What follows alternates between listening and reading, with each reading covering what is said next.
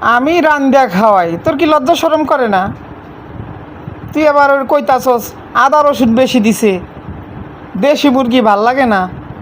আমার রান্দা খাওয়াইতে কস্কিল লেগে, তুই রানতে পারস না? হ্যাঁ, তুই আর মোল্লা খাইতে চাও? হ্যাঁ,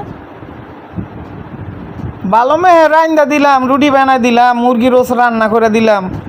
বাবা রে বাবা, হ্যাঁ কয় কি হলুদ বেশি হয়েছে, মরিচ বেশি হয়েছে। বরিশাল রান্দা ভালো না, ভালো তো একটা লয়ে লস না। দেখ ভালো তো একটা লস না, পরে রয়েছে স্কিল লিগে আমার দ্বারে।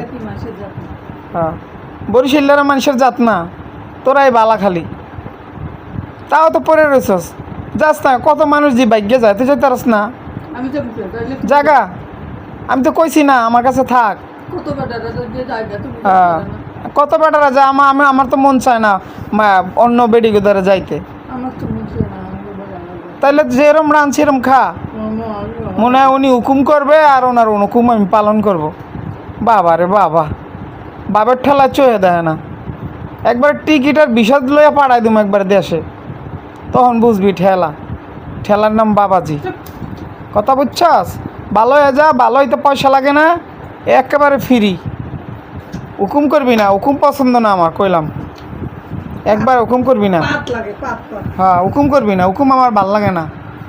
ভালো মেয়ের রাইন্দা বাইরে দিলাম, বাবা রে বাবা কত নাটক করে।